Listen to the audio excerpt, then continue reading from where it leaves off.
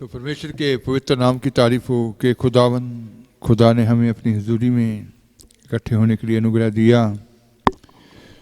तो आपने जैसे बीते सैटरडे में भी ये सुना था कि प्रभु यीशु मसीह ने कहा कि आप मेरे से अलग होकर कुछ भी कर नहीं सकते, यीशु मसीह के बीच में ही सब कुछ है। और जैसे आपने सुना था कि जो परमेश्वर का है वो परमेश्वर को दो, जो कैसर का है वो कैसर को दो। और दाऊद ने क्या कहा था कि हम कौन हैं, कि अपने मन के प्रेम के साथ ऐसी बेटें चढ़ाएं, ये सब कुछ तेरा ही दिया हुआ है, जो तेरे को क्या किया जा रहा है, तेरे हाथ की ओर से ही मिला है, ताकि हम आपको क्या कर सकें, दे सकें।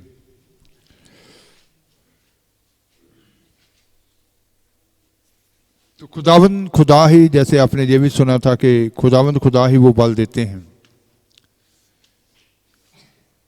एक छोटा लड़का था 10 साल का, है ना, तो गर्मी का मौसम था, स्कूल से जब निकला तो उसका दिल किया कि मैं आइसक्रीम की कोन खाऊं।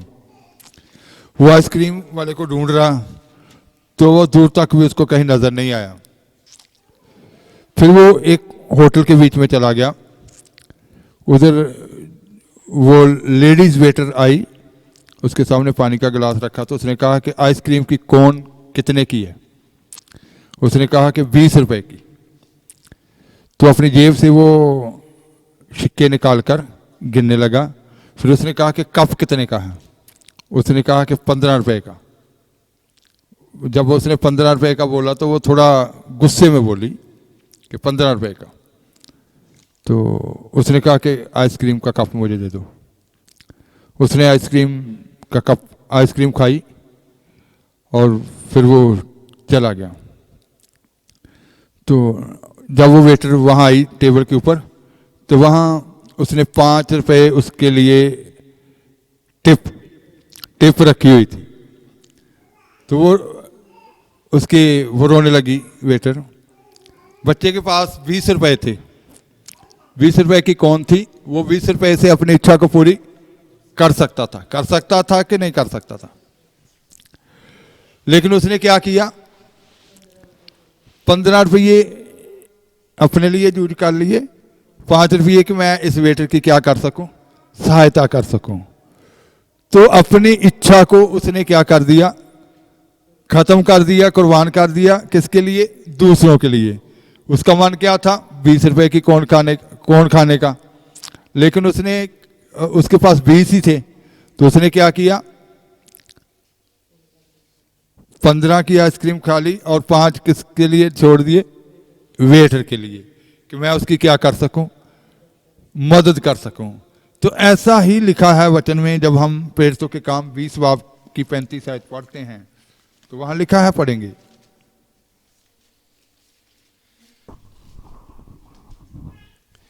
मैं ਤੁਹਾਨੂੰ ਸਭਨਾ ਗੱਲਾਂ ਵਿੱਚ ਇਹ ਕਰਕੇ ਵਿਖਾਲਿਆ, ਭਾਈ ਤੁਹਾਨੂੰ ਚਾਹੀਦਾ ਹੈ ਕਿ ਉਸੇ ਤਰ੍ਹਾਂ ਮਿਹਨਤ ਕਰਕੇ ਨਤਾਣਿਆਂ ਦੀ ਸਹਾਇਤਾ ਕਰੋ ਅਤੇ ਪ੍ਰਭੂ ਯਿਸੂ ਦੇ ਬਚਨ ਚੇਤੇ ਰੱਖੋ ਜੋ ਉਹਨੇ ਆਪ ਫਰਮਾਇਆ ਸੀ, ਭਾਈ ਲੈਣ ਨਾਲੋਂ ਦੇਣਾ ਹੀ ਮੁਬਾਰਕ ਹੈ।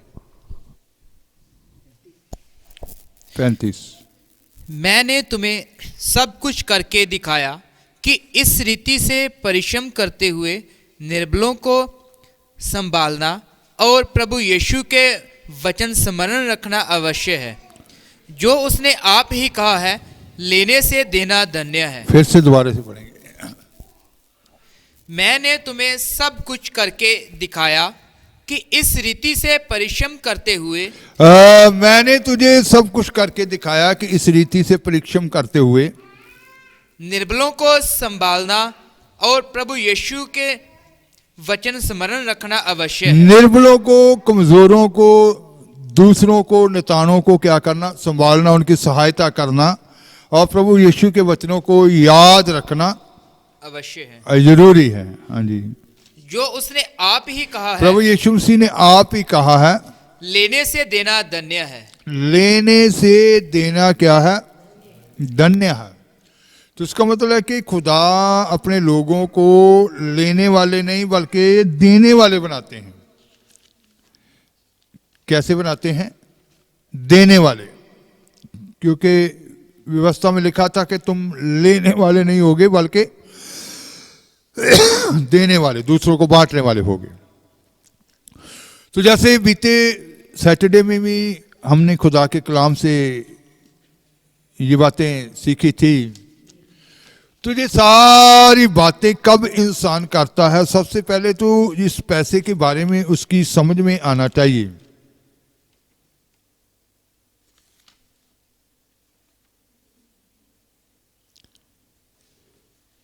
तो जब हम भजन संहिता 24 की 1 हज़ाई 2 बाब की 8 आयत पढ़ते हैं तो वहां लिखा गया, भजन संहिता 24 बाब उसकी 1 आयत, ਧਰਤੀ ਅਤੇ ਉਸ ਦੀ ਭਰਪੂਰੀ ਯਹੋਵਾ ਦੀ ਹੈ, ਜਗਤ ਅਤੇ ਉਸ ਦੇ ਨਿਵਾਸੀ। पृथ्वी और जो कुछ उसमें है यहोवा ही का है। सबसे पहली बात तो लिखी गई है कि पृथ्वी और जो कुछ भी उसके बीच में है, सारा कुछ किसका है? यहोवा का ही है। जैसे हमने दाऊद ने क्या कहा था? मैं और मेरी प्रजा कौन है जो इस प्रकार मान के प्रेम से आपके सामने बेटों को चढ़ा सकें। जो सारी वस्तें जितनी भी मेरे पास आई हैं, जितनी भी हम इस प्रजा के पास आई हैं, जो तेरी ओर से आई हैं, उसी में से हम तेरे दिए हुए से ही, जो तूने अपने हाथ के द्वारा दिया, उसी में से हम क्या करें तुझे दे रहे हैं। तो यहां लिखा कि पृथ्वी में जो कुछ भी है वो सारे का मालिक कौन है? यहोवा ही है। बेशक दुनिया के देश कहते हैं कि इतनी भूमि मेरी है, इतनी भूमि मेरी है। भूमि के ऊपर से भी जो आकाश है वो भी क्या है? मेरा है। आकाश को भी उन्होंने, है ना, कि ये हमारा है। ये इंडिया के ऊपर से का जो आकाश है वो भी क्या है? हमारा है। इधर से आपको हवाई जहाज से गुजरना है तो फिर उसके लिए क्या करना पड़ेगा? क्या देना पड़ेगा? परवानगी लेना पड़ेगा। और फिर उसके बदले में भी क्या देना पड़ता है उनको? पैसा। एक दूसरे के देश से गुजरते हैं तो फिर परवानगी लेनी पड़ती है, तो सब कुछ देना पड़ता है। लेकिन यहां खुदा का वचन क्या कह रहा है? पृथ्वी और जो कुछ उसके बीच में है वो सारा कुछ किसका है? यहोवा का है। हज़ाई 2 की 8।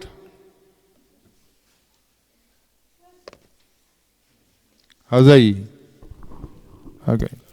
ਚਾਂਦੀ ਮੇਰੀ ਹੈ ਅਤੇ ਸੋਨਾ ਵੀ ਮੇਰਾ ਹੈ, ਯਹੋਵਾ ਦਾ ਵਾਕ ਹੈ। चांदी तो मेरी है और सोना भी मेरा ही है, सेनाओं के यहोवा की यही वाणी है। पृथ्वी के बीच में जो चांदी, जो सोना और जितने खनिज पदार्थ निकलते हैं वो सारा कुछ, क्योंकि लिखा गया कि पृथ्वी और उसमें अंदर जो कुछ भी है वो सब कुछ किसका है? परमेश्वर का ही है। तो यहाँ लिखा गया कि चांदी भी मेरी है, सोना भी। हज़ाई नबी क्या कह रहा है? हज़ाई क्या भविष्यवाणी कर रहा है कि चांदी भी खुदा की है, सोना भी किसका है? खुदा का ही है। तो देने वाला कब इंसान होता है? सबसे पहली बात जब उसकी समझ में आ जाती है कि जो कुछ भी मेरे पास है, जो कुछ भी इस पृथ्वी पे है, ये सारा कुछ किसका है? परमेश्वर का ही है, खुदा का ही है। इस्राएली लोगों को खुदा ने हुक्म दिया जब जोशुआ उनकी अगुवाई कर रहा था। योशुआ शेबाब उसकी 19 आयत कि यरीहो जो गिराया जाएगा उसके बीच में से निकलने वाला, हाँ जी पढ़ेंगे, ਸਾਰੀ ਚਾਂਦੀ, ਸੋਨਾ, ਪਿੱਤਲ ਅਤੇ ਲੋਹੇ ਦੇ ਸਾਰੇ ਭਾਂਡੇ ਯਹੋਵਾ ਲਈ ਪਵਿੱਤਰ ਹਨ, ਸੋ ਉਹ ਯਹੋਵਾ ਦੇ ਖਜ਼ਾਨੇ ਵਿੱਚ ਪਾਏ ਜਾਣਗੇ। 6:19 सब चांदी, सोना और जो पात्र पीतल और लोहे के हैं वह यहोवा के लिए पवित्र हैं और उसी के भंडार में रखे जाएं। सारी चांदी, सोना, पित्तल, लोहा, जो कुछ भी बर्तन निकले उधर से वो कहाँ रखे जाएं? उसी के भंडार में रखे। फिर से एक बार पढ़ें उसको। सब चांदी, सोना और जो पात्र पीतल और लोहे के हैं वह यहोवा के लिए पवित्र हैं।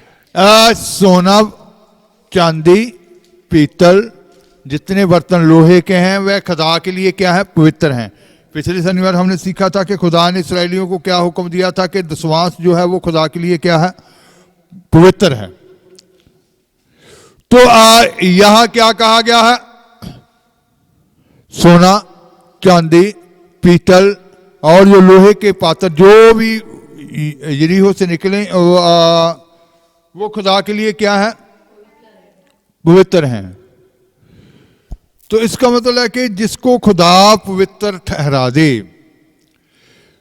उसको इंसान जब इस्तेमाल करता है तो वो फिर उसके लाभ के लिए नहीं होता, वो उसके लिए, परिवार के लिए, घराने के लिए नुकसानदेह होता है। इस्राएलियों को कहा कि जो कुछ भी यरीहो से निकलेगा वह सोना, चांदी, पीतल और लोहे के पात्र जो बर्तन हैं वो खुदा के लिए पवित्र हैं। अकान नामी एक शख्स ने क्या किया? उन पवित्र ठहराई हुई वस्तुओं में से कुछ अपने लिए क्या कर ली? चुरा ली, रख ली। तो पूरे इस्राएल के ऊपर क्या आ गया? श्राप आ गया। तो इसका मतलब आज जो खुदा के ठहराए हुए पवित्र को अपने लिए इस्तेमाल करते हैं वो पूरे परिवार के लिए ही दुख का कारण बना देते हैं। चोरी एक करता है, ये पूरा परिवार ही क्या हो जाता है? इधर पूरा इस्राएल ही, हम पढ़ेंगे, पूरा इस्राएल ही श्राप के बीच में चला गया। 7:11 योशुआ 7:11।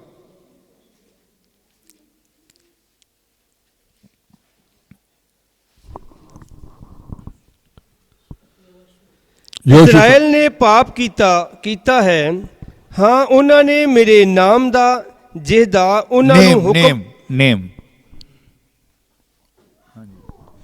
ਇਸਰਾਇਲ ਨੇ ਪਾਪ ਕੀਤਾ ਹੈ। ਹਾਂ, ਉਹਨਾਂ ਨੇ ਮੇਰੇ ਨੇਮ ਦਾ ਜਿਹਦਾ ਉਹਨਾਂ ਨੂੰ ਹੁਕਮ ਦਿੱਤਾ ਸੀ ਉਲੰਘਣਾ ਕੀਤਾ ਹੈ। ਹਾਂ, ਉਹਨਾਂ ਨੇ ਮਨਸੀਆਂ ਹੋਈਆਂ ਚੀਜ਼ਾਂ ਵਿੱਚੋਂ ਕੁਝ ਲੈ ਲਈਆਂ ਹਨ ਅਤੇ ਚੁਰਾ ਲਈਆਂ ਹਨ ਅਤੇ ਧੋਖਾ ਵੀ ਕੀਤਾ ਹੈ ਅਤੇ ਆਪਣੇ ਨਿਕ ਸੁੱਖ ਵਿੱਚ ਲਾ ਲਈਆਂ ਹਨ। इसराइलियों ने पाप किया है। तो पाप किसने किया था? एक ने, अकान ने। तो यहां कितनों का नाम लग रहा है? सारे इस्राएलियों का, कि इस्राएलियों ने क्या किया है? पाप किया है। और जो वचन मैंने उनसे अपने साथ बंधाई थी, जो हुक्म खुदा ने दिया था, जो नेम खुदा ने अपने साथ बंधवाया था, इस्राएलियों को हुक्म था, वो वाचा थी इस्राएलियों के लिए कि सोना, चांदी और लोहा, पीतल, जो कुछ भी यरीहो में से जो बर्तन निकले, ये सारा कुछ खुदा के लिए क्या होगा? पवित्र होगा। इसमें से आप इस्तेमाल नहीं कर सकते। ये सारे खुदा के भवन में क्या कर दिए जाएं? रखे जाएं। तो एक ने चुराया, तो सारे इस्राएलियों को कहा जा रहा है कि उन्होंने क्या कर दिया है? पाप किया है। हाँ जी। और जो वचन मैंने उनसे अपने साथ बंधाई थी उसको उन्होंने तोड़ दिया है। जो वाचा मैंने अपने साथ बंधवाई थी उनको उन्होंने तोड़ दिया है। तोड़ा किसने था? एक ने। नाम कितनों का लग रहा है? सबका ही। तो इसका मतलब परिवार में एक नेम तोड़ता है तो पूरा परिवार दुख में जाता है, शराब में। ये पूरे इस्राएली लोग कहाँ चले गए? शराब में चले गए। हाँ जी, पढ़ेंगे। उन्होंने अर्पण की वस्तुओं में से ले लिया। उन्होंने, एक वचन नहीं बोला जा रहा, बहुवचन बोला जा रहा। उन्होंने अर्पण की हुई वस्तुओं को क्या कर दिया है? ले लिया है। वरन चोरी भी की। वन चोरी भी की। और छल करके उसको अपने सामान में रख लिया है। छल करके उसको अपने सामान में क्या कर लिया है? रख लिया है।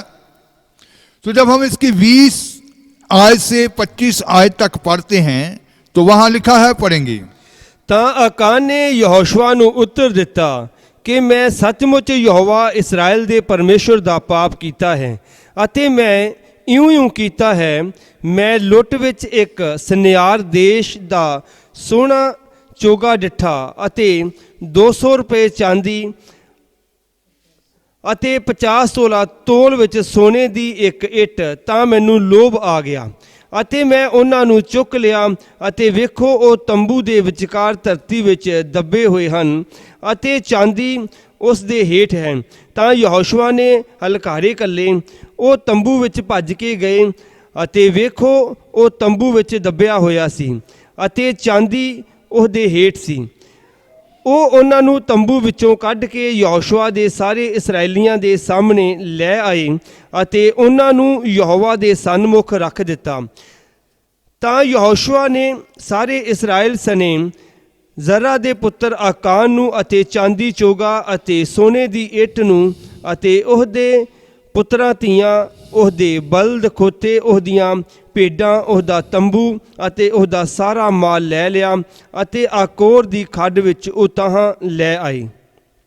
ਤਾਂ ਯਹੋਸ਼ੂਆ ਨੇ ਆਖਿਆ, ਤੂੰ ਸਾਨੂੰ ਇਉਂ ਦੁੱਖ ਦਿੱਤਾ, ਯਹੋਵਾ ਅੱਜ ਦੇ ਦਿਨ ਤੈਨੂੰ ਦੁੱਖ ਦੇਵੇਗਾ। ਤਾਂ ਸਾਰੇ ਇਸਰਾਏਲੀਆਂ ਨੇ ਉਹਨੂੰ ਪਥਰਾਓ ਕੀਤਾ। ਅੱਤ ਪਥਰਾਓ ਦੇ ਪਿੱਛੋਂ ਉਹਨੂੰ ਅੱਗ ਵਿੱਚ ਸਾੜ ਸੁੱਟਿਆ। अकान ने यहोशू को उत्तर दिया, तो अकान ने, जिसने वो पवित्र ठहराई हुई वस्तुओं में से अपने पास रख ली थी, उसने योशुआ को क्या उत्तर दिया? सचमुच मैंने इसराइल के परमेश्वर यहोवा के विरुद्ध पाप किया है। मैंने कहता कि इसराइल के परमेश्वर यहोवा के विरुद्ध क्या किया है? पाप किया है। और इस प्रकार मैंने किया है कि जब मुझे लूट में शिनार दे, उसने क्या अपने गुनाह को सारे इसराइलियों के सामने, पब्लिक के सामने वो मान रहा है। ये गुनाह उसका छिपा नहीं है। जैसे लिखा गया है कि कोई छिपकर करता है तो वो छत के ऊपर क्या किया जाएगा? प्रगट किया जाएगा। इसने छुपकर गुनाह किया, लेकिन सारे इसराइलियों के सामने प्रगट किया जा रहा है। वो सबके सामने खुद ही अपने मुंह से स्वीकार कर रहा है। क्या कर रहा है? कि जब मुझे लूट में शिनार देश का एक सुंदर ओढ़ना, मुझे लूट में सिनार देश का एक सुंदर ओढ़ना और 200 शकेल चांदी, 200 शकेल चांदी और 50 शकेल सोने की एक ईंट देख पड़ी। 50 शकेल सोने की एक ईंट जब उसको नजर आई, तब मैंने उनका लालच करके उन्हें रख लिया। उन्हें क्या कर लिया? रख लिया। वह मेरे डेरे के भीतर भूमि में गड़े हैं और सबके नीचे चांदी है। मेरे तंबू के बीच में, भूमि के बीच मैंने क्या कर दिया? उसको गाड़ दिया है और नीचे चांदी को सबसे नीचे रखा है। हाँ जी। तब यहोशू ने दूत भेजे, योशू ने अपने आदमियों को भेजा और वह उस डेरे में दौड़ गए और क्या देखा कि वस्तुएं उसके डेरे में गड़ी हैं। वो डेरे में गए, उसके तंबू में गए तो क्या देखा कि वो वस्तुएं उधर गड़ी हुई हैं और सबके नीचे चांदी है। सबके नीचे क्या? जैसे जैसे उसने बताया था, सबके नीचे क्या है? चांदी है। उनको उन्होंने डेरे में से निकालकर यहोशू और सब इस्राएलियों के पास लाकर यहोवा के सामने रख दिया। वो सारा कुछ निकाल कर यहोशू और सारे इस्राएलियों के सामने, यहोवा के सामने क्या कर दिया? रख दिया।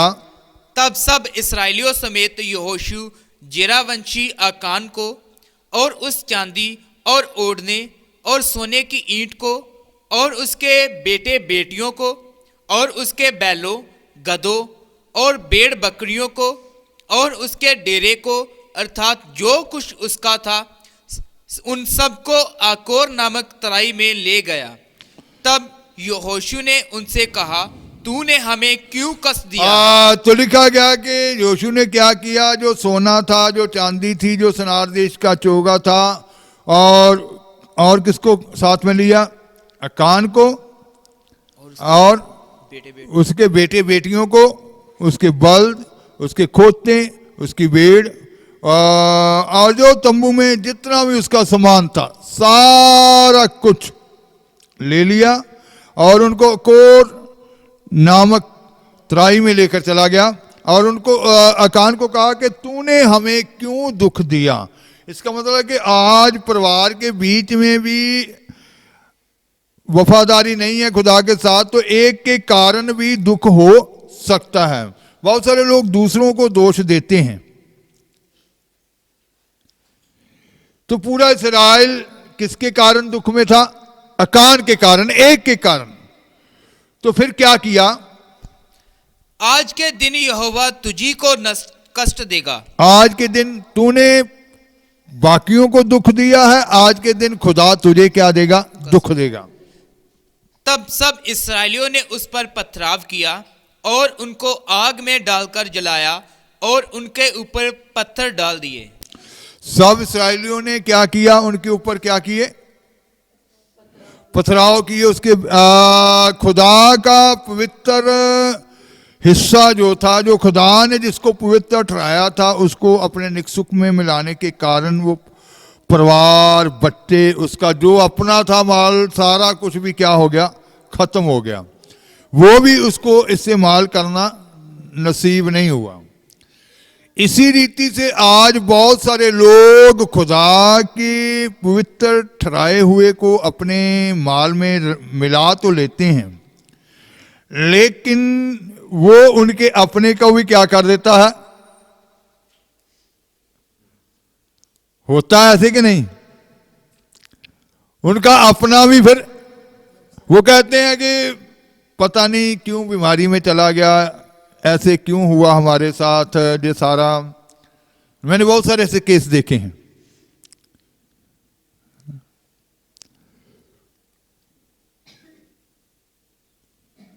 एक नबी ने एक परिवार के लिए भविष्यवाणी की, 20-25 साल पहले की बात है, कि खुदा का जो हुक्म है कि आप अपनी कमाई का दशवांश जो है खुदा को अर्पण करें। वो कहते जे अगर हम दशवांश निकालने लगे फिर तो बहुत हो जाएगा, हम दान देते ही हैं। इतना कहते कि खुदा को देना पड़ेगा। थोड़े दिनों के बाद परिवार का एक मेंबर हॉस्पिटल में आया, तो उधर बिल जो बना था वो 4 लाख रुपए था। ये मेरी आंखों का देखा हुआ तजर्बा जो है। तो इसका मतलब है कि इधर खुदा का पवित्र अपने माल में रलाया, तो उसने उसका अपना भी क्या हो गया? खत्म। बल्द, खोता, भेड़ और जो कुछ भी उसके तंबू में से मिला था, और खुद भी और उसके बेटे बेटियां भी क्या कर दिए गए? खत्म कर दिए गए। पथराव करके क्या क्या, क्योंकि उन्होंने क्या किया था? पूरे इस्राएल को क्या किया था? कष्ट दिया था, दुख दिया था।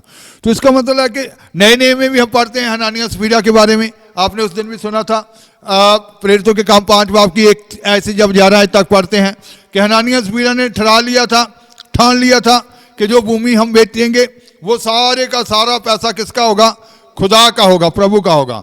वो खुदा तो जो इंसान मन में ठान लेता है कि ये प्रभु का है, वो प्रभु के लिए पवित्र हो जाता है। उसके ऊपर इंसान का कोई भी अधिकार नहीं रह जाता। वो किसका हो जाता है? प्रभु का हो जाता है, वो खुदा का हो जाता है। उसके लिए इंसान कभी भी दावा नहीं कर सकता कि ये अब मेरा है, क्योंकि उसने खुद ही अपनी जुबान से किसको दे दिया है? प्रभु को दे दिया। तो हनानिया सफीरा ने भी उस भूमि को बेचकर उन्होंने ठान लिया था कि ये सारा किसका होगा? खुदा का होगा। लेकिन जब उन भूमि की बिक्री की तो उनके मन में क्या आ गया? लालच आ गया। तो जो बिक्री हुई थी, जो उसका पैसा था, उसमें से कुछ लालच के कारण कहाँ कर लिया? अपने घर में रख लिया। और जब उसका पति प्रेरितों के कदमों में वो देने आया कि ये भूमि हमने बेची है, तो पवित्र आत्मा ने उधर प्रकट कर दिया कि भूमि इतने की नहीं बिकी है। उसने कहा कि पतरस ने कहा कि क्या भूमि इतने की बिकी थी? कहता हाँ जी इतने की बिकी थी। तो पतरस ने क्या कहा? तुमने पवित्र आत्मा से झूठ क्यों बोला? शैतान तेरे मन में क्यों समाया।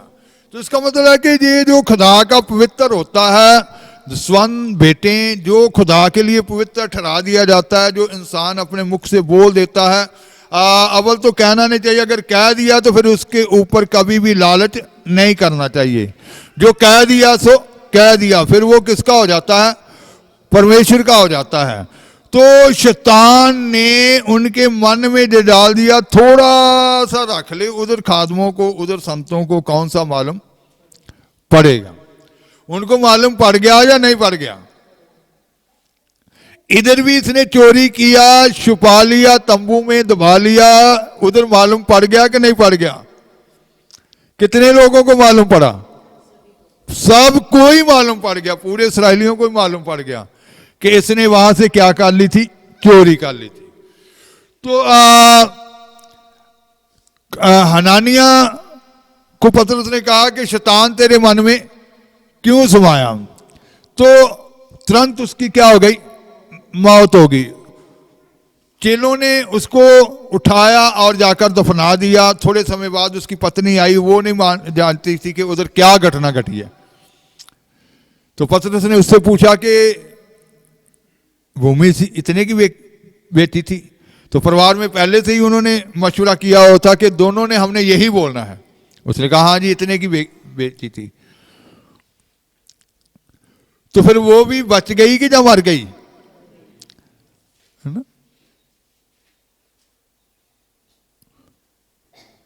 तो इसका मतलब है कि जो पवित्र ठहरा दिया था उसको उन्होंने अपने लिए क्या कर लिया, रख लिया। तो आज जो खुदा के लिए होता है, विश्वास हो, बेटे हो, दान हो, जो खुदा के लिए इंसान ठान लेता है वो खुदा का हो जाता है। तो फिर बहुत सारे लोगों के लिए ये भी एक दुख का कारण बन जाता है। लोग कहते रहते हैं दुआ कर दो जी, उधर से दुआ करो, उधर से दुआ करो, जहाँ दुआ करो जी, ये दुख नहीं जा रहा। पहले अपने जीवन में ये गौर करनी चाहिए कि मैंने खुदा के विरुद्ध कोई पाप तो नहीं किया। उस वहाँ इसराइलियों को क्या कहा गया कि इसराइलियों ने मेरे विरुद्ध क्या किया है, पाप किया है। तो इसका मतलब है कि अपने अंदर से उस पाप को निकालना है। आप दुआ अच्छी करते होंगे, रोजे अच्छे रखते होंगे, लेकिन अगर ये पाप का आपके जीवन में है तो वो भी आपके आगे बढ़ने में क्या है, रुकावट ही है। वो आपको कभी आगे नहीं बढ़ने देगा। वो आपकी मौत का कारण भी बन सकता है, आपके लिए दुख का कारण भी बन सकता है। अकान उसकी पूरी फैमिली के लिए मौत का कारण ठहरा, हनानिया उसकी पत्नी के लिए मौत का कारण ठहरा। तो इसका मतलब है कि पृथ्वी और जो कुछ भी सारा कुछ उसके बीच में है वो सारा कुछ किसका है, खुदा का है। सोना हो, चांदी हो, जो कुछ भी है वो खुदा के लिए क्या है, खुदा का ही है। तो जिस वस्तुओं को खुदा ने पवित्र ठहराया होता है वो खुदा की ही होती हैं। तो सबसे पहली बात तो ये समझ में आ जानी चाहिए कब इंसान देने वाला बनता है, कब इंसान उसका हाथ ईमानदारी से, वफादारी से उस कार्य को करता है। जब उसकी ये समझ में आ जाता है कि जो कुछ भी है ये सारा कुछ किसका है, परमेश्वर का ही है, मेरे को भी वो ही देता है। व्यवस्था सार 18 की 8 में लिखा है, पढ़ेंगे नहीं, व्यवस्था सार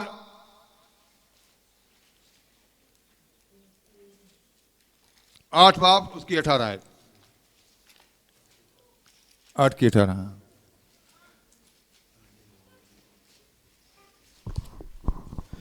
ਪਰ ਤੁਸੀਂ ਯਹੋਵਾ ਆਪਣੇ ਪਰਮੇਸ਼ਰ ਨੂੰ ਯਾਦ ਰੱਖੋ, ਕਿਉਂ ਜੋ ਉਹੀ ਤੁਹਾਨੂੰ ਬਲ ਦਿੰਦਾ ਹੈ ਕਿ ਤੁਸੀਂ ਧਨ ਕਮਾਓ, ਤਾਂ ਜੋ ਉਹ ਆਪਣਾ ਨੇਮ ਕਾਇਮ ਰੱਖੇ, ਜਿਹਦੀ ਸਹੁੰ ਤੁਹਾਡੇ ਪਿਓ ਦਾਦਿਆਂ ਨਾਲ ਖਾਧੀ ਸੀ, ਜਿਵੇਂ ਅੱਜ ਦੇ ਦਿਨ ਹੈ।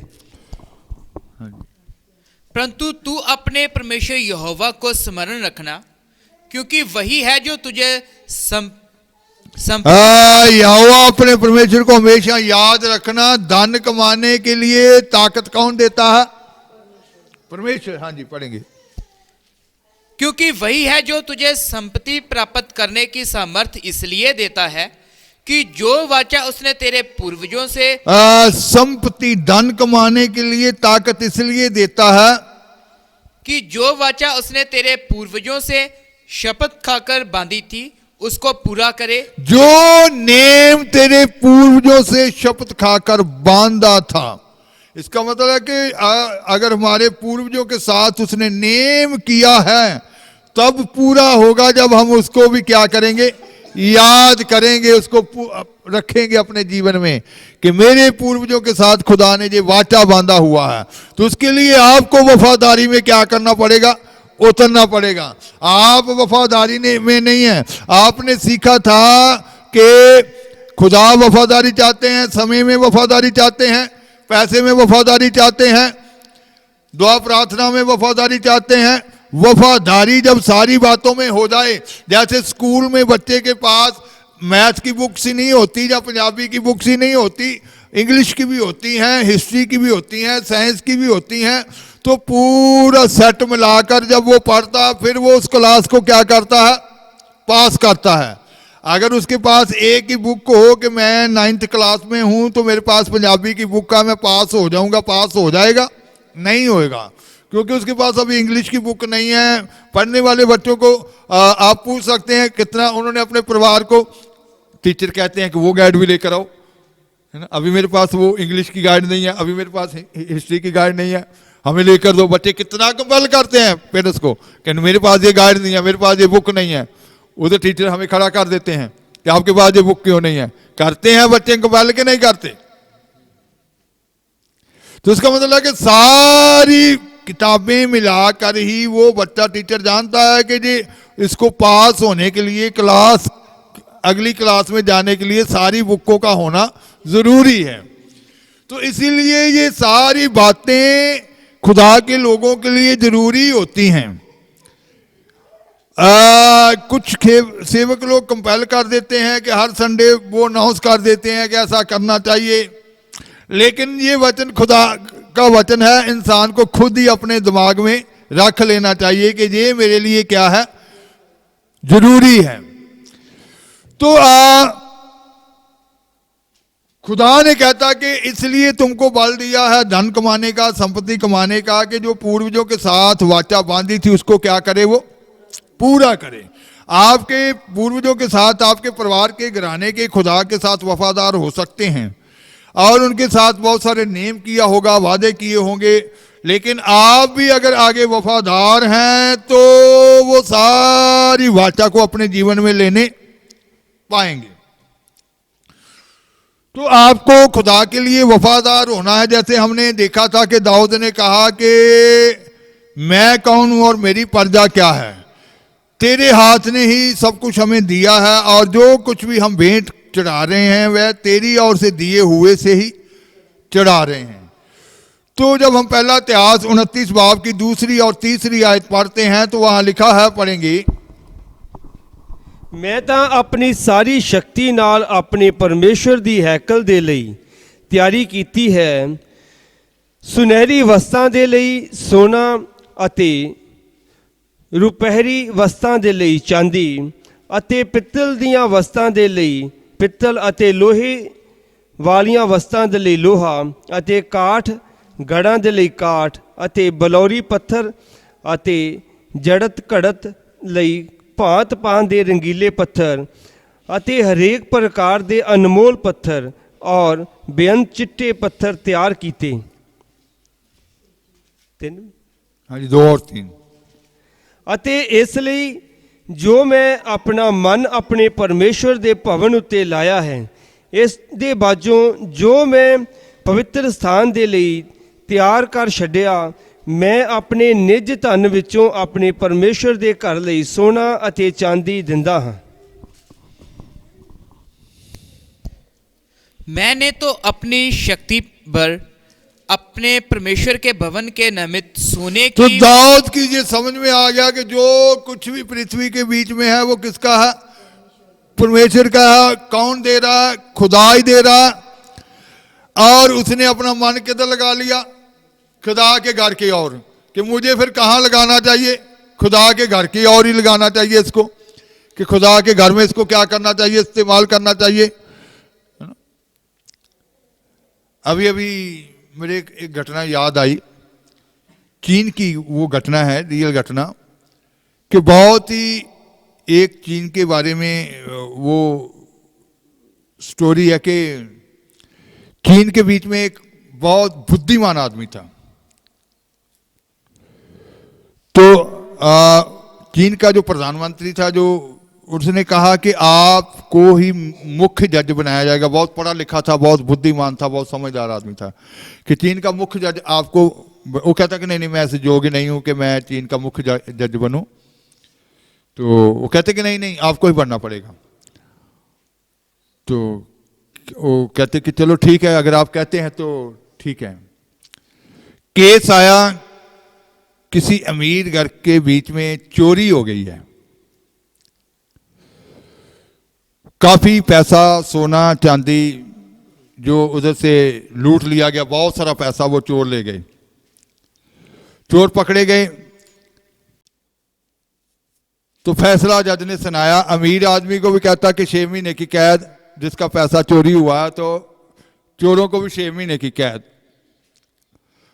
वो दहाई देने लगा, कहता कि मेरा तो सारा पैसा, इतना सोना चोरी हो गया, इतना चांदी चोरी होगी, इतना सारा पैसा चोरी हो गया, मेरे को सजा काहे की? कहता तेरे को इसलिए सजा है कि कितने लोग देश में गरीबी में मर रहे हैं, तूने इतना पैसा इकट्ठा किया हुआ था अपने घर में ही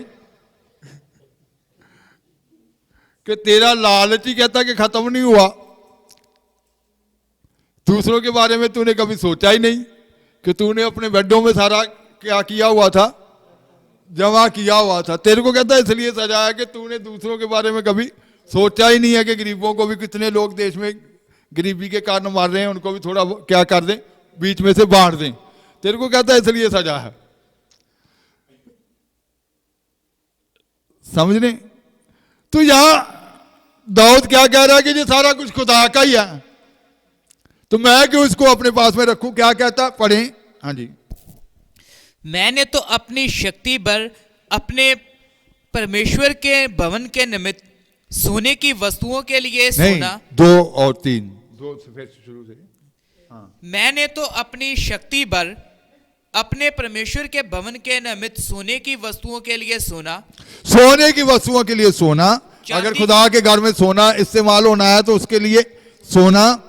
चांदी की वस्तुओं के लिए चांदी, जो चांदी से वस्तुएं तो तैयार होगी, चांदी के बर्तन तैयार होंगे। सोने के, आप जानते हैं कि हैकल में सोने के बर्तन थे, चांदी के बर्तन थे, सोना इस्तेमाल किया गया हैकल में जो सुलेमान ने तैयार करवाई थी। सोने की वस्तुओं के लिए सोना, चांदी की वस्तुओं के लिए चांदी, पीतल की वस्तुओं के लिए पीतल की वस्तुओं के लिए पीतल, लोहे की वस्तुओं लोहे की वस्तुओं के लिए लोहा, और लकड़ी की वस्तुओं के लिए लकड़ी, लकड़ी की वस्तुओं के लिए लकड़ी, और सुलेमानी पत्थर, और सुलेमानी पत्थर, और जड़ने के योग्य मणि, मणि कीमती हीरे। हाँ जी। और पिचकारी के काम के लिए भिन्न भिन्न रंगों के नग, और पिचकारी के काम के लिए भिन्न भिन्न रंगों के नग, और सब बाती वो रतन, कीमती रतन, अलग अलग रंगों के। हाँ जी। और सब बाती के मणि और बहुत सा संगमरमर इकट्ठा किया है। संगमरमर है ना। मैं एक दिन सोच रहा था कि ये भी देखना है कि संगमरमर का लोगों ने घरों में इस्तेमाल कब करना शुरू किया। तो खुदा के अभी हिंदुस्तान में तो अभी कुछ साल ही हुए हैं ना संगमरमर का इस्तेमाल करने, लोग कोठियों में इस्तेमाल करते हैं, घरों में इस्तेमाल करते हैं। लेकिन ये हजारों साल पहले कहाँ इस्तेमाल हो रहा? परमेश्वर के भवन में। तो खुदा के लिए कभी भी रेंद खूंद नहीं खुदा को देना चाहिए। बहुत सारे लोग खुदा को क्या देते हैं? रेंद खूंद। खुदा को भेंट चढ़ानी हो तो सबसे उत्तम। कई लोग गले सड़े नोट ही है ना, वो दुआ कराते कि चलो बाजार में नहीं चले तो है ना।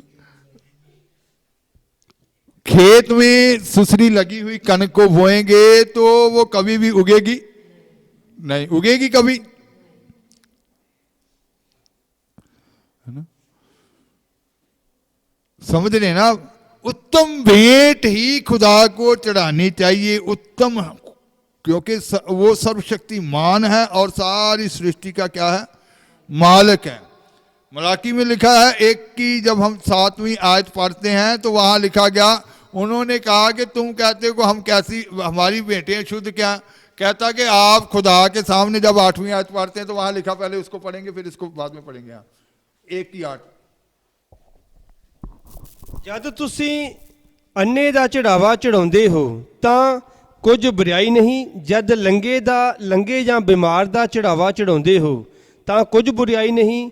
ਜਰਾ ਤੂੰ ਆਪਣੇ ਹਾਕਮ ਨੂੰ ਇਹੋ ਹੀ ਚੜਾ, ਕੀ ਉਹ ਤੇਥੋਂ ਖੁਸ਼ ਹੋਵੇਗਾ ਜਾਂ ਕੀ ਤੇਰੇ ਚਿਹਰੇ ਨੂੰ ਉਹ ਆਦਰ ਦੇਵੇਗਾ? ਸੈਨਾ ਦੇ ਯਹੋਵਾ ਦਾ फरमान है। कहता कि आप की जो बेटे हैं वो अशुद्ध होती हैं। रात आप भविष्यवाणी में सुन रहे थे ना, सुना था कि नहीं, कि कैसे खुदा के घर में आना चाहिए। 3 दिन पहले तैयारी करनी चाहिए, शुक्रवार शनिवार अपने आप को देही को पवित्र करके चढ़ाना है। बहुत सारे अपनी बातों के द्वारा क्या हो जाते हैं, अशुद्ध हो जाते हैं। कैसे शुद्ध हो जाते हैं? घर में गाली निकाल कर, बच्चों को गाली निकाल कर, खाने पीने में झगड़ा कर कर, और बहुत सारी बातों के बीच में झगड़ा कर कर। कुछ लोग तो ऐसे भी होते हैं, हो सकता है रास्ते में बस कंडक्टर से झगड़ा कर दें, ऑटो वालों से झगड़ा कर दें। इधर के तो 10 लगते हैं, आप मेरे से 15 मांग रहे हैं। विश्वानी में आपने सुना था ना रात कि खुदा के भवन में कैसे आना चाहिए, बड़ी पवित्रताई के साथ। तो यहाँ खुदा का वचन क्या कह रहा है? जब आप खुदा के घर में भेंट चढ़ाते हैं, अंधे पशु की, लंगड़े पशु की और बीमार पशु की, चलो कोई बात नहीं, खुदा के घर ही चढ़ाना है ना। तो क्या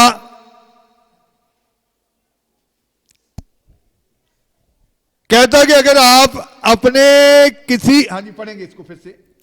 जब तुम अंधे पशु को बलि करने के लिए समीप ले आते हो तो क्या यह बुरा नहीं?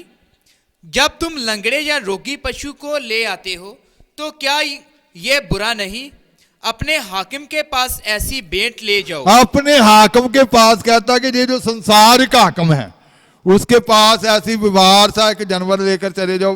हाकिम कहे कि तेरे घर में खाना खाना है, जहाँ तू इधर 2-4 मुर्गे लेकर आ, बकरे लेकर आ,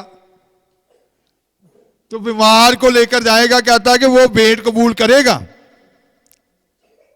हाकिम को कैसा देते हैं? उत्तम, कि नहीं भी अफसर ने मांगा है तो एक बढ़िया सा लेकर जाते हैं, ऐसा ही करेंगे ना। तो खुदा महान है, उसके लिए कहता है कि जब आप बेटे चढ़ाते हो तो फिर कैसी होनी चाहिए। हाँ जी, अपने हाकिम के पास ऐसी भेंट ले जाओ, क्या वह तुमसे प्रसन्न होगा या तुम पर अनुग्रह करेगा? क्या कहता कि वो तुमसे प्रसन्न होगा या तुम पर ऊपर बड़ी अनुग्रह करेगा? वो हाकिम प्रसन्न हो जाएगा उस भेंट को लेकर। तो सबसे पहले भेंट चढ़ाना ही इंसान को आना चाहिए कि कैसे भेंट चढ़ाना है, खुदा के घर में कैसे जाना है। जब तक ये नहीं आता तो फिर हम आगे कैसे बढ़ेंगे, वो सब अपने लिए बरकत ब्लेसिंग कैसे प्राप्त करेंगे।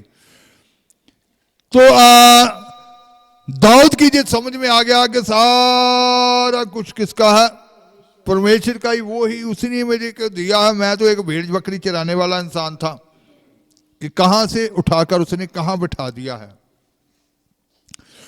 तो सोने के लिए जो सोने के काम के लिए सोना, चांदी के काम के लिए चांदी, पीतल के काम के लिए पीतल, लोहे के काम के लिए लोहा, और कीमती पत्थर, कीमती रतन, सारा कुछ उसने लिया। और आगे 3 आयत में, फिर मेरा मन अपने परमेश्वर के भवन में लगा है।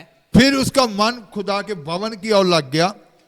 इस कारण जो कुछ मैंने पवित्र भवन के लिए इकट्ठा किया है, जो कुछ मैंने पवित्र भवन के लिए इकट्ठा किया है, उस सब से अधिक मैं अपना निज धन भी जो सोना जो कुछ खुदा के भवन के लिए इकट्ठा किया है, तो इस सब में मैंने अपना निजी पर्सनल जो धन था, हाँ जी, जो सोना चांदी के रूप में मेरे पास है, जो सोना और चांदी के रूप में मेरे पास है, अपने परमेश्वर के भवन के लिए दे देता हूं। मैं अपने परमेश्वर के भवन के लिए क्या कर देता हूं? दे देता हूं। इसकी 12 आयत, धन और महिमा तेरी ओर से मिलती है और तू सबों के ऊपर प्रभुता करता है। पंजाबी में पहले पढ़ेंगे।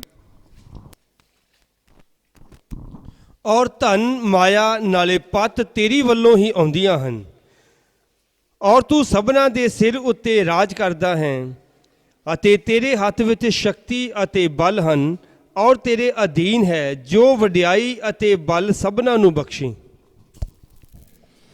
धन और महिमा धन माया और महिमा तेरी ओर से मिलती है। तेरी ओर से ही मिलती है। धन और महिमा महिमा, और तू सबों के ऊपर प्रभुता करता है। तू ही सबके ऊपर क्या करता है? प्रभुता करता है। समर्थ और पराक्रम तेरे ही हाथ में है। सामर्थ और पराक्रम तेरे ही हाथ में है। और सब लोगों को बढ़ाना और बल देना तेरे हाथ में है। सब लोगों को बढ़ाना और बल देना क्या है? तेरे ही हाथ में। इसका मतलब है बढ़ाना उसके हाथ में होता है। आप वफादार हैं,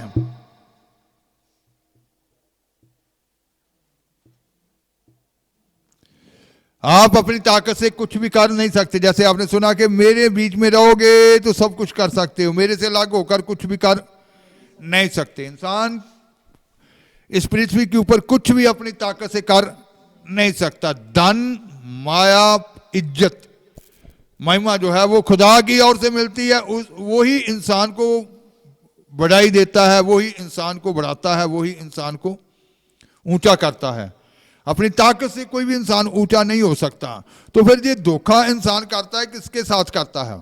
अपनी ताकत से तो वो कुछ कर नहीं सकता। तो पहले लिखा गया है कि जो थोड़े में भी वफादार है वो बहुते में भी क्या रहेगा? वफादार रहेगा। पहले लिखा गया है कि वो बोने के लिए बीज देता है, फसल फिर ही भूमि से आती है।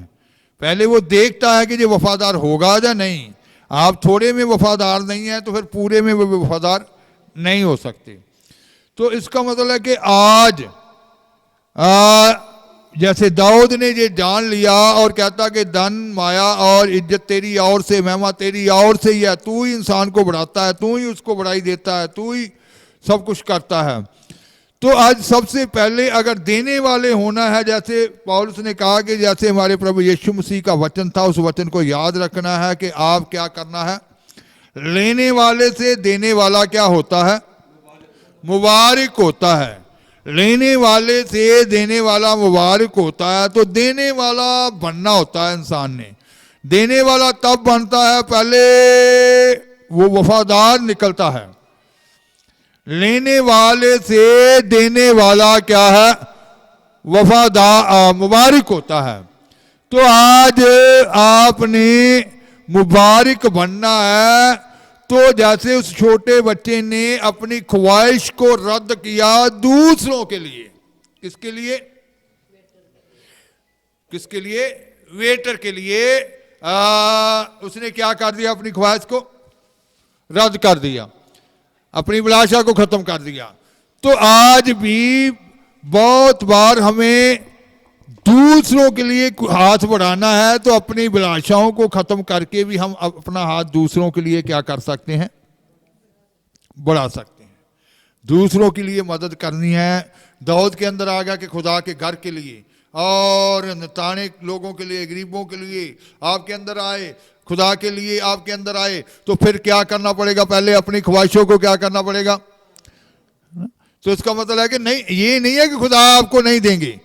अगर आपके पास उतना ही है, जैसे मैं उस बच्चे की बात बता रहा हूं, उसके पास कितने थे? 20 ही थे। कौन कितने की थी? 20 की थी। उसने 15 वाले को जूझ कर लिया और 5 उसको क्या कर दी? टिप दे दी, है ना, वेटर को।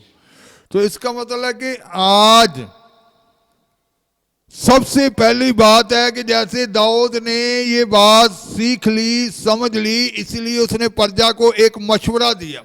भजन संहिता 62 चैप्टर उसकी 10 है।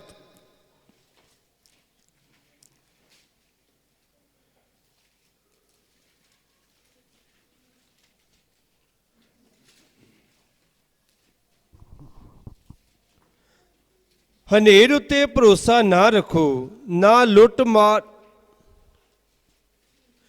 ਮਾਰ ਕਰਕੇ ਫੂੰ ਕਰੋ। ਧਨ ਸੰਪਤ ਜੇ ਵੱਧ ਜਾਵੇ ਤਾਂ ਉਸ ਉੱਤੇ ਮਨ ਨਾ ਲਾਓ। अंधेर करने पर भरोसा मत रखो और लूटपाट करने पर मत फूलो। चाहे धन संपत्ति बढ़े तो भी उस पर मन ना लगाना। धन संपत्ति कहता बढ़ भी जाए तो उसके ऊपर मन ना लगाना, है ना। दाऊद ने क्या किया, धन संपत्ति इतनी होगी उसके ऊपर मन नहीं लगा, कहता कि ये खुदा ने दिया है, ये तो खुदा का ही है ना। मन कब लगाता, जब इंसान अहंकारी हो जाता है कि मेरे पास इतना हो गया है, अब दूसरों को फिर वो क्या जानना शुरू कर देगा, तुच्छ जानना शुरू कर देगा। तो उसके मन में यही था कि पाँव को भूमि में रखा कि मैं तो एक समय गडरिया ही था, है ना, भेड़ चराने वाला ही था। ये सारा कुछ किसने दिया है, परमेश्वर ने दिया है। इसीलिए वो दूसरों को मशवरा दे रहा है कि धन संपत्ति बढ़ जाए तो इसके ऊपर मन नहीं लगाना। मन किधर होना चाहिए, खुदाबंद खुदा की ओर ही होना चाहिए, खुदा की ओर मन लगना चाहिए कि नहीं ये तो प्रभु ने जितनी जरूरत है उतना हमारे पास आता ही चला जाएगा, ये उसने देना ही देना है, क्योंकि लिखा गया कि ये तेरे पीछे पड़ेंगे। अगर आप उसको ही पकड़े हुए हैं, उसको ही नहीं छोड़ रहे, तो फिर पीछे कैसे पड़ेंगे, पहले को नहीं छोड़ रहे, है ना। बहुत सारे ऐसे करते हैं, इसीलिए वो वफादार नहीं होते, इसीलिए वो देने वाले नहीं होते, इसीलिए वो हाथों को खोलते नहीं है। तो अगर आप लेने वाले से देने वाला मुबारक होता है, यीशु मसीह ने कहा, तो आप मुबारक होना चाहते हैं तो पहले ये समझना है कि ये जो कुछ भी है सारा कुछ किसका है, खुदा का है। पृथ्वी और उसके बीच में जो कुछ भी है, पृथ्वी और उसकी भरपूरी, सब कुछ किसकी है, परमेश्वर की है, खुदा की है। सोना चांदी हो, सारा कुछ जो कुछ भी हो वो किसका है, खुदा का ही है। तो इसीलिए पौलुस ने कहा था, जब हम पहला तिमोथियुस 6 बाब उसकी 18 आयत पढ़ते हैं तो वहां लिखा है, पढ़ेंगे पहले एक आयत और पढ़ लेंगे, पहला तिमोथियुस 4 बाब की 10 आयत।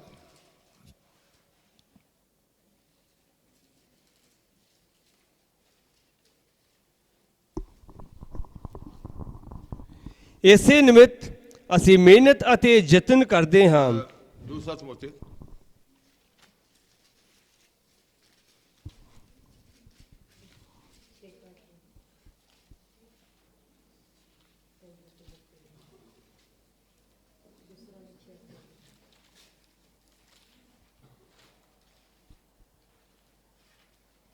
हाँ जी 4 का 10 कहा था, हाँ जी 4 का 10। ਕਿਉਂ ਜੋ ਦੇਮਾਸ ਨੇ ਇਸ ਵਰਤਮਾਨ ਯੁੱਗ ਨਾਲ ਮੋਹ ਲਾ ਕੇ ਮੈਨੂੰ ਛੱਡ ਦਿੱਤਾ ਅਤੇ ਥਲਸਨੁਕੀਆਂ ਨੂੰ ਚਲਿਆ ਗਿਆ, ਕ੍ਰੇਸਕੇਸ ਗਲਾਤੀਆਂ ਨੂੰ ਅਤੇ ਤੀਤੁਸ ਦਲਮਾਤਿਆਂ ਨੂੰ।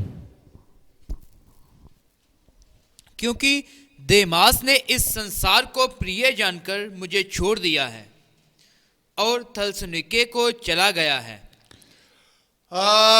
दिमास जो था, जैसे आपने सुना कि हनानिया सफीरा के लिए, अकान के लिए, उसके परिवार के लिए वो पैसा, वो लोभ उनके लिए मौत का कारण बन गया, है ना। तो इसका मतलब है कि यहाँ जो दिमास है पौलुस का चेला था, शागिर्द था, लेकिन पैसे की ओर देखा, संसार की ओर देखा, तो एक अच्छे संत को, एक अच्छे आगू को अपने जीवन से क्या कर दिया, गवा दिया, है ना। वो छोड़कर चला गया। एक संत, एक आगू जो उसको मंजिल तक पहुंचा सकता है, उसको उसने धन संपत्ति के कारण क्या कर दिया, छोड़ दिया। संसार के साथ उसने क्या कर लिया, उधर उसने ध्यान लगा लिया। तो इसलिए दाऊद उधर मशवरा दे रहा था कि धन संपत्ति बढ़ जाए तो इसके ऊपर कभी मन नहीं लगाना। उन्होंने मौत को हासिल कर लिया, इसने क्या कर लिया, अपने उस संत को, उस आगू को अपने जीवन से गवा लिया कि उसको छोड़कर चला गया। तो इसका मतलब है कि आज धन संपत्ति के कारण ही बहुत सारे लोग कुछ गवा लेते हैं अपने जीवन से। तो 6 की 18 में लिखा है, आप पढ़ेंगे पहला तिमोथेयुस 6 की 18। ਨਾਲੇ ਇਹ ਭਾਈ ਉਹ ਪਰ ਉਪਕਾਰੀਆਂ ਅਤੇ ਸ਼ੁਭ ਕਰਮਾਂ ਵਿੱਚ ਧਨੀ ਅਤੇ ਦਾਨ ਕਰਨ ਵਿੱਚ ਸਖੀ ਅਤੇ ਵੰਡਨ ਨੂੰ ਤਿਆਰ ਹੋਣ। वह भलाई करे और भले कामों में तो धनी बने। जिनके पास कहता है कि धन संपत्ति आ जाता है, पैसा आ जाता है, वह क्या करें? भलाई करें और भले कामों में धनी बने, भले कामों में धनी धनी बने और उदार और सहायता देने में तत्पर हो। उदार और सहायता देने में क्या रहें? तत्पर रहें। पंजाबी में एक बार फिर पढ़ेंगे। ਨਾਲੇ ਇਹ ਭਾਈ ਉਹ ਪਰ ਉਪਕਾਰੀ ਅਤੇ ਸ਼ੁਭ ਕਰਮਾਂ ਵਿੱਚ ਧਨੀ ਅਤੇ ਦਾਨ ਕਰਨ ਵਿੱਚ ਸਖੀ ਅਤੇ ਵੰਡਣ ਨੂੰ ਤਿਆਰ ਹੋਣ। उनका मन अंदर से कैसा होना चाहिए? बांटने वाला होना चाहिए। कोई बात नहीं, और आ जाएगा, है ना? कहता कि दान करने में जिनके पास धन संपत्ति आ जाता है, अगर उसको पकड़े रहेगा तो फिर वो आगे से कभी भी, जितना इंसान बांटता जाता है उतना ही और आता जाता है। ये किन लोगों के लिए है? जो खुदा के ऊपर भरोसा रखते हैं, जो खुदा ये जान जाते हैं कि सारा कुछ उसी का ही है, उसी के द्वारा ही आया है और उसी के लिए ही हम इस्तेमाल कर रहे हैं। ये मेरी अपनी ताकत से नहीं है, ये खुदा ने दिया था, खुदा के लिए ही ये क्या हो रहा है? इस्तेमाल हो रहा है। तो आज पवित्र जो ठहरा दिया जाता है उसको कभी भी इंसान को अपने लिए इस्तेमाल, वो पवित्र ठहराया हुआ उसके लिए नुकसान का कारण हो जाता है। अकान पूरे इसराइलियों के ऊपर उसको इस्तेमाल करने से शराब को लेकर आया, इसराइलियों के लिए दुख का कारण बना। इसी रीति से आज भी बहुत सारे अपने लिए, अपने परिवारों के लिए भी दुख का कारण, खुदा के पवित्र को अपने बीच में मिलाने के लिए, पवित्र भेंटों को जब अपने निक सुख में मिला लेते हैं तो वो उनके लिए आशीष नहीं होती बल्कि नुकसान ही होता है। पवित्र हिस्सा जो है उसको कभी भी अपने माल के बीच मिलाना नहीं चाहिए, नहीं तो वो भी क्या हो जाएगा? ऐसा वचन में भी आपने पढ़ा है, सुना है ना। तो इसका मतलब है कि आज खुदा के साथ आप वफादार होंगे जब आप ये समझ जाएंगे कि जो कुछ मेरे पास आता है ये खुदा की देन है। क्योंकि आपने सुना था कि हर चंगा दान, पूर्ण वरदान कहाँ से आता है? ऊपर से आ जाता है। देने वाला बनाता है तो खुदा। पहले आपको अपना दिल देने वाला बनाना पड़ेगा, बड़ा दिल बनाना पड़ेगा। आपके अंदर चाहता है, बहुत सारे लोगों के अंदर ये लोभ होता है कि मुझे मिल जाए, है ना। लंगर में भी ऐसे ही होता है, लंगर में गड़बड़ी कभी नहीं हो सकती। अगर आप ये जब ठान लेंगे कि मेरे से पहले वो खा ले, है ना, मेरे लिए बचे या ना बचे दूसरा खा ले, कोई बात नहीं, है ना। गड़बड़ी कब होती है कि पहले मुझे मिल जाए, पहले मैं थोड़ा सा उधर रख लूं, पता नहीं ये सारा ही ना बांट दे कहीं इधर। होता है ऐसे कि नहीं होता?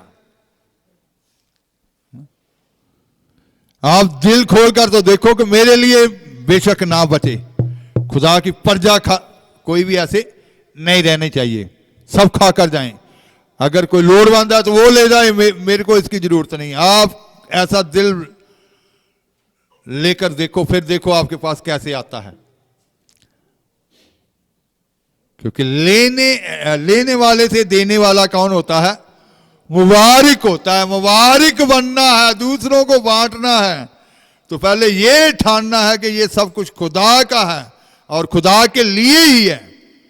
फिर आपको कभी भी किसी चीज की कमी नहीं होगी। तो जब आपके अंदर होगा कि पहले मेरे को मिल जाए, मेरे को मिल जाए, चलो ये सेवादार तो जो है पता नहीं अपने लिए उधर डब्बों में पहले रख लिया है, मेरे को ये देंगे या नहीं देंगे, है ना। तो पहले ये बात निकालनी है कि मैंने मुबारक बनना है। मैंने आज के बाद इस चीज का लालच नहीं करना। मुबारक उसको कहा गया है, किसको? देने वाले को। किसने कहा था? किसके वचन थे ये? प्रभु यीशु मसीह के। पौलुस कहता कि अपने प्रभु यीशु मसीह के इस वचन को क्या रखना है? स्मरण रखना, याद रखना। ये वचन इंसान का वचन नहीं है। किसका वचन है? परमेश्वर का वचन है, यीशु मसीह का वचन है। तो मुबारक बनना है तो फिर दिल को भी बड़ा करना है। जितना बड़ा दिल होगा उतना बड़ा ही आपके लिए वो हो जाएगा, रास्ते खुलते जाएंगे। आपका हाथ जितना बांट रहे हैं उतना ही आपके पास आता जाएगा। दिलेरी, तो इसका मतलब है कि सबसे पहले ये हमेशा याद रखना कि जो कुछ भी है वो खुदा का ही है। मेरा मुझ में कुछ नहीं, जो कुछ भी है ना। आए मेरी जान, दाऊद कहता है मेरी जान खुदा के नाम को क्या क्या है, धन्य क्या है, क्योंकि जो कुछ भी मेरे बीच में है वो किस उसी के नाम को धन्य क्या है, मुबारक क्या है। कि आपके पास कुछ भी है सब खुदा का ही देन है। हर चंगा दान, चंगा वरदान खुदा की और से ही होता है। तो इसमें आपकी कोई भी लियाकत नहीं है, आपका वो हाथ नहीं होता, वो खुदा का हाथ ही होता है जो आपको देता है। और आपका हाथ के साथ उसका हाथ मिल जाता है तो आप देने वाले बन जाते हैं। आंखें बंद करेंगे, दुआ याद